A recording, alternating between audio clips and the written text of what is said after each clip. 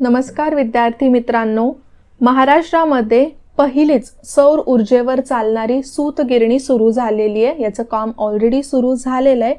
महाराष्ट्रातली किंवा भारतातलीच नाही तर संपूर्ण आशिया खंडातली अशा प्रकारची ही पहिलीच टेक्सटाईल मिल आहे किंवा कापड गिरणी आहे जी पूर्णपणे सौर ऊर्जेवर म्हणजेच सोलार पॉवरवर काम करणार आहे। मग ही जी न्यूज आहे ती नक्कीच तुम्हाला आता परीक्षेसाठी खूप महत्त्वाची ठरते।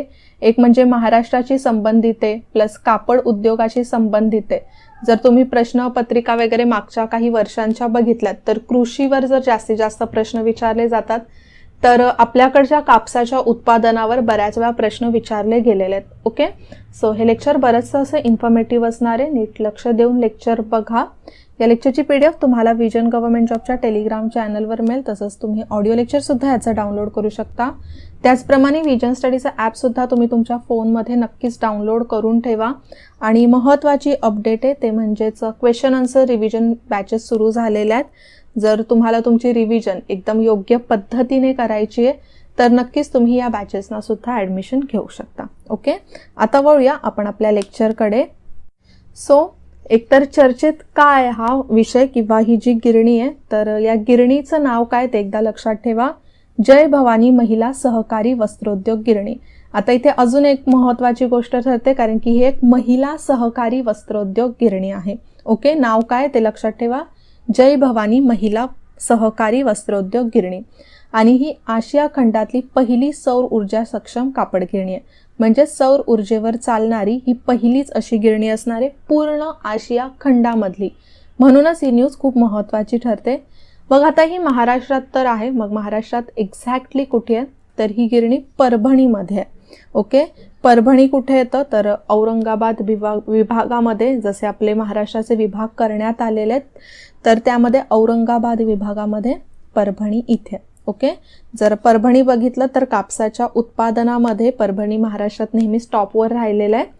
आणि या गिरणीसाठी नाही म्हणजे हा जो प्रकल्प आहे सौर ऊर्जेचा त्याच्यासाठी एकूण 100 कोटींचा खर्च आलेला आहे। ओके, परभणीचं लोकेशन मी तुम्हाला दाखवलेलं आहे आणि किती खर्च आलेला आहे ते पण आय थिंक तुम्हाला समजलं असेल आता। मग या गिरणीबद्दल थोडीशी महत्त्वाची वैशिष्ट्ये समजून घ्या।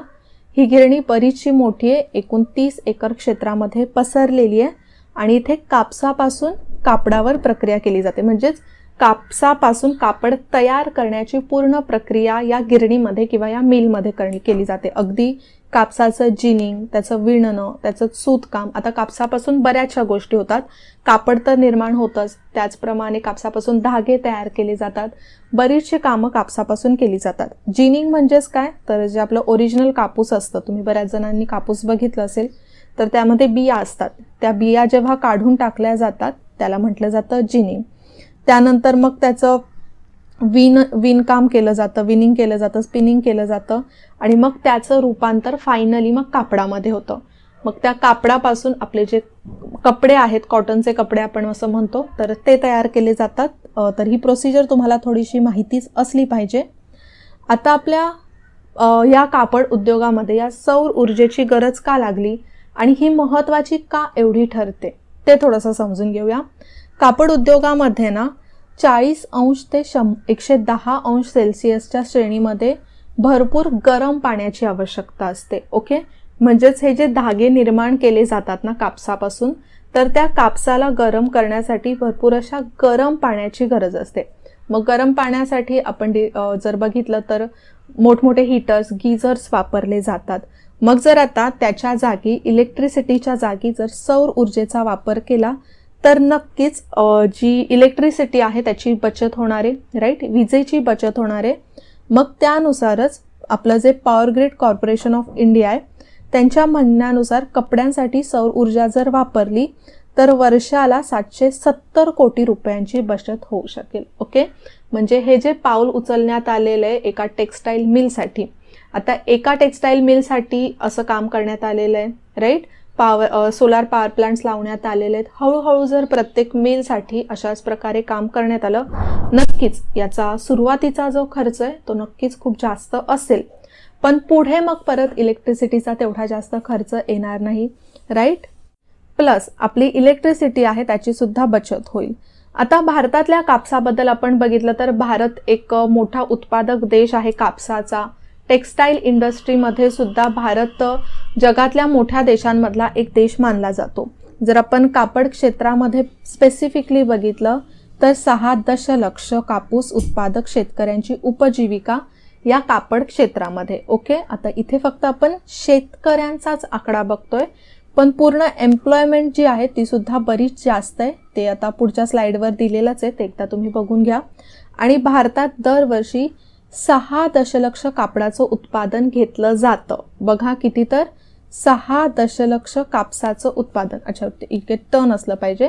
6 दशलक्ष टन कापसाचं उत्पादन घेतलं जातं आणि जे जगाच्या उत्पादनाच्या 23%. तर हे सुद्धा लक्षात ठेवायचं आहे. म्हणजे जगात जेवढं उत्पादन होतं त्या उत्पादनाच्या 23% उत्पादन कापसाचं भारतामध्ये होतं.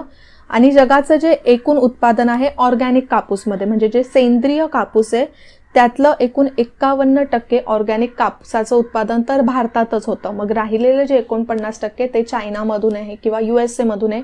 पण 51% जो ऑर्गॅनिक कापूस आहे तो भारतामध्येच उत्पादित केला जातो. म्हणजे यावरूनच आपल्याला थोडासा अंदाज येईलच ना की भारतामध्ये किती कापसाचं उत्पादन होतं, राईट. त्याचप्रमाणे कापड उद्योगाबाबत आपण बघितलं तर भारतातल्या वस्त्र उद्योगात सुमारे 45 दशलक्ष रोजगार निर्मिती होते. आता यामध्ये ना जे मघाशी आपण बघितले 6 दशलक्ष, तर हे 6 दशलक्ष कोण होते? फक्त शेतकरी, राईट. आणि इतर जी रोजगार निर्मिती आहे, आता फक्त कापसाचं उत्पादन होतं असं आहे का? नाही. तर जसं मिलमध्ये कामं करणारी लोक आहेत, त्यानंतर त्याचं मोठमोठ्या इंडस्ट्रीजमध्ये जेव्हा त्याचं रूपांतर कपड्यांमध्ये होतं, जसं समजा आपल्या शर्ट्समध्ये वगैरे होतं, तर वेगवेगळ्या क्लोथ्समध्ये होतं, तर तिथे काम करणारी लोक असतात. नंतर त्यामध्ये सेल्स येतं, मार्केटिंग येतं. जसं मोठमोठ्या ज्या कंपन्या आहेत त्या यामध्ये इन्व्हॉल्व असतात. म्हणजे जी आपली टेक्स्टाईल इंडस्ट्री आहे ना भारताची, ती खूप मोठी आहे. इनफॅक्ट फॅशन इंडस्ट्रीसुद्धा आपल्या भारताची खूप मोठी मानली जाते. आणि निर्यातीमध्ये सुद्धा या टेक्स्टाईल इंडस्ट्रीचा वाटा खूप जास्त आहे.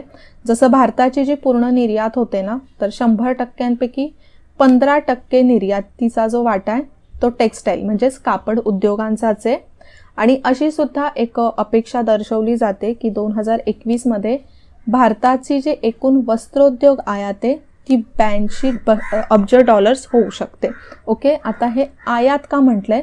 तर आपल्या कापसाचं उत्पादन तर होतंच, पण असंच नाही, आपण बाहेरच्या देशामधून सुद्धा बरंचसं क्लोदिंग मटेरियल वगैरे आयात करतो, राईट.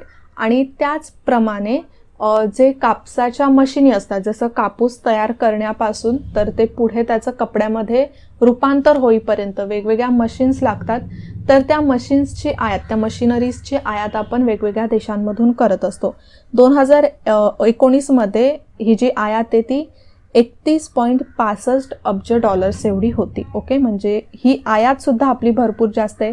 निर्यातीमध्ये सुद्धा टेक्स्टाईल इंडस्ट्रीजचा वाटा खूप जास्त आहे. ओके, तर या ज्या काही गोष्टी आहेत ना त्या तुम्हाला माहिती असल्याच पाहिजेत. म्हणजेच स्पेसिफिकली कापड उद्योगांमध्ये सौर ऊर्जेचा वापर करणं नक्कीच आपल्या देशासाठी एक फायदाच असणार आहे. जर वर्ल्ड वाईड आपण बघितलं तर भारत कितव्या स्थानावर आहे कापसाच्या उत्पादनामध्ये? तर 2ऱ्या स्थानावर आहे. पहिल्या स्थानावर इथे चीन आहे, 2ऱ्या स्थानावर भारत आहे, 3ऱ्या स्थानावर USA, त्यानंतर ब्राझीलचा क्रमांक लागतो, त्यानंतर ऑस्ट्रेलियाचा क्रमांक लागतो. तर हे सुरुवातीचे जे टॉप 3 कंट्रीज आहेत ना ते तुम्ही नक्कीच लक्षात ठेवा. भारतामध्ये कोणकोणते राज्य हे टॉपवर आहेत? तर त्यामध्ये पहिल्या स्थानावर गुजरात आहे, सेकंडवर महाराष्ट्र आहे, 3ऱ्या स्थानावर तेलंगणा आहे, 4थ्या स्थानावर आंध्र प्रदेश आणि 5व्या स्थानावर राजस्थान आहे. ओके, त्यानंतर इथे कर्नाटक, मध्य प्रदेश हे 5व्या 6व्या स्थानावर आहेत. हे थोडंसं तुम्ही लक्षात ठेवा, कारण की पहिले 5 जे राज्य आहेत ते नक्कीच परीक्षेला विचारले जाऊ शकतात.